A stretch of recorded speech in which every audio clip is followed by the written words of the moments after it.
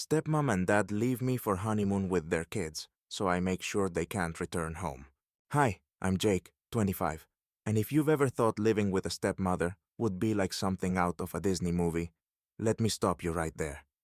My stepmother, Joanna, 40, entered my life like a hurricane 5 years ago when my dad decided to move on after divorcing my mom. He didn't just move on. He leapt headfirst into a whirlwind romance, turning the page so loudly it drowned out any sense of stability I had left. Since then, I've felt less like a son and more like an afterthought in his shiny new family portrait. Joanna came as a package deal, of course. Along with her arrived her 2 daughters, Ashley and Bella, both of whom I'd gladly trade for a quiet existence in a shoebox. Ashley, 16, is the epitome of the TikTok generation. She's glued to her phone, obsessed with makeup tutorials, and endlessly whining about how her life is a tragedy because the guest bathroom doesn't have a spa shower. Then there's Bella, 18, the golden child. Straight A's, MVP of her soccer team, and somehow always managing to look like she stepped out of a catalog. To outsiders, she's perfection. To me, she's a smiling assassin who knows exactly how to undermine you while keeping her halo intact. And then there's me. I'm like an old piece of furniture in this house, something that's been around too long to throw away, but doesn't fit the aesthetic anymore. Ashley calls me Lazy Jake. Bella barely acknowledges I exist. And Joanna? Well, her looks could curdle milk. It's like she's counting the days until I finally pack up and disappear. The real fun started last night at dinner. We were all seated around the table, the air thick with the usual tension, when Dad decided to liven things up with an announcement. Joanna and I are going on a 2-week honeymoon. My first thought? Finally, some peace and quiet. But of course, he couldn't leave it at that. While we're gone, Joanna and the girls will be in charge. Jake, make sure you don't cause any trouble. What? My house, where I've lived for 25 years, and suddenly I'm being told I'm a guest in my own space? I looked around the table, hoping someone would chime in with a little common sense, but all I got were smug grins from Ashley and Bella. To them, this was just another opportunity to remind me that I don't belong here anymore. So here's the situation. Dad and his love of his life are jetting off to some tropical paradise, leaving me at the mercy of the self-appointed queens of the castle. And me? I'm supposed to just take it? Smile and nod while they treat me like I'm squatting in their domain? Yeah, that's not happening. I spent the rest of the night thinking about how fed up I am with all of this. 5 years of being the invisible man in my own home, and now they're rubbing it in my face? Enough is enough. If they're so eager to erase me from the picture, I'll make sure their homecoming isn't the happy reunion they're expecting. I've already started putting my plan together. I know their routines, their weak spots, and every little crack in their perfect facades. Ashley's obsession with her online persona, Bella's carefully curated good girl image, Joanna's desperate need to control everything. It's all fair game now. I'm not playing nice anymore. This is my house, my life, and my time to finally turn the tables. Let's see how they handle a little dose of reality when the golden family fantasy starts to crumble. Buckle up, because things are about to get interesting. While the trio busied themselves with packing for their dream honeymoon, I took the opportunity to delve into their so-called sanctuaries. Not out of curiosity, mind you, but to remind myself of exactly what I'm dealing with. First stop, Joanna's room. Honestly, it's less a bedroom and more a museum exhibit titled The Self-Worship of Joanna.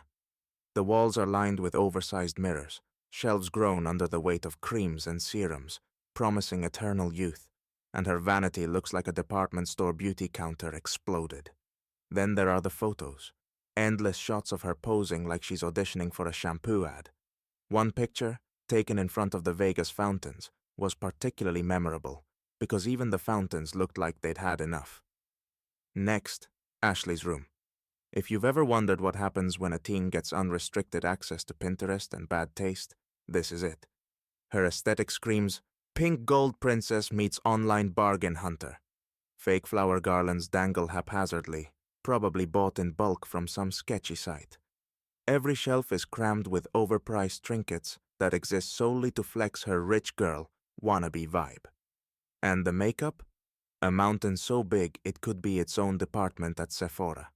The smell of bubblegum and cheap perfume hung in the air like a fog. Finally, there's Bella's room. Ah, Bella, the perfect child. Her space is a temple of achievement. Medals, certificates, trophies, and neatly framed photos of her grinning like she just brokered world peace. Everything is so spotless, it practically sparkles. And me? You'd be hard-pressed to find a single family photo in this house featuring yours truly. In their world, I'm nothing more than an invisible footnote. As I stood there, it hit me. This house isn't my home. It's a showroom where I'm the ugly furniture nobody wants. If I'm already an afterthought, why not embrace it? Better yet, why not make myself unforgettable?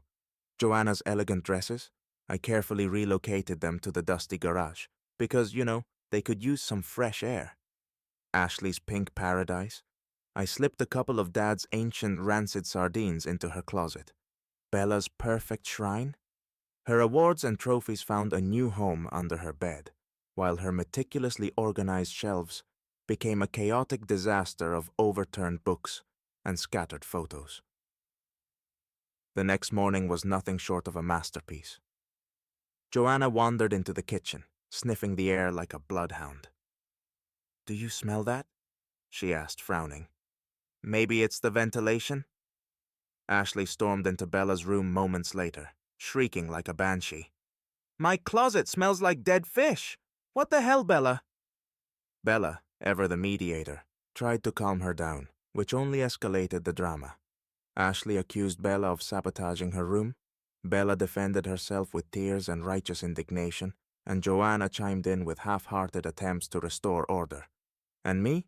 I sat in the living room, coffee in hand, pretending to be absorbed in the morning news, while quietly savoring the chaos.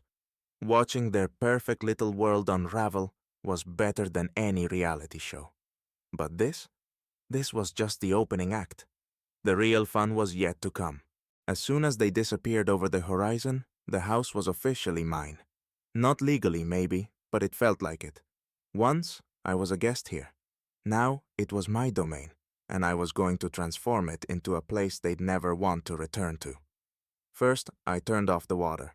Just a warm-up. Then, I flipped the power switch. Their cozy nest now looked like a set for an apocalypse movie. Not entirely heartless, I dug out Dad's old generator from the garage. The beast roared so loudly the windows rattled, and the neighbors peeked out, probably wondering if I was launching a rocket to Mars. Soon enough, the local sheriff knocked on the door. "What's going on here?" he asked, eyeing the generator like it was a dinosaur on life support. "Oh, just some repairs," I said with the most carefree smile. "The neighbors should be happy I'm doing something productive." He shook his head but walked away, clearly unsure how to deal with my confidence. Then came the phone call. Bella's name lit up on the screen. Oh, this was going to be good. "Hi, Jake. Do you know why the house is falling apart?" Her tone was that of a boss annoyed with an incompetent assistant. "Falling apart? Maybe it's karma," I replied nonchalantly. She went silent for a moment, probably brainstorming a clever retort. She failed and hung up, but I could hear the panic in her voice. As Bella spiraled, I found an interesting discovery in Dad's office. An old metal box filled with house documents, contracts, bills, tax papers. It was all there. Holding them felt like wielding a secret weapon. You want to erase me from your life? Fine. Now I hold the keys to your future. When they finally returned, the house looked like it had survived the hurricane, which then decided to party. The kitchen wallpaper was shredded. Joanna's room was in complete disarray, and the smell of rotting sardines in Ashley's closet had reached its peak. Joanna burst through the door first. "Are you insane?" she screamed, her voice waking the neighborhood dogs. Dad followed, looking like someone who'd just remembered they left the stove on. "Son, we need to talk. Calmly," he said, trying to sound reasonable, though his voice trembled. I couldn't help but smirk. "Calmly? Sure, let's talk," I said, sliding a folder across the table. "But let's start with this. It's no longer your house." Their faces froze. "What did you just say?" Joanna hissed, turning as pale as a new iPhone. I sold it to the bank. You're no longer the owners. Congrats on your newfound free time to house hunt. Ashley started bawling. How could you? My clothes, my life, my smell. She cried like someone had cancelled her favorite boy band's tour. Bella tried to step up as the responsible older sibling, but even she cracked. You've lost it. We were just trying to make this house better. I shrugged. Better for you. Thanks for the reminder. Dad just sat down defeated. Joanna ranted about lawyers and lawsuits, but I just waved her off. Good luck. It's all legal. And honestly, I think it's poetic. When they finally left, taking minimal belongings and maximum resentment, I felt real peace for the first time. No more screaming, no more fake family dinners. Just me, my plans, and the sound of silence. And honestly, silence has never sounded sweeter.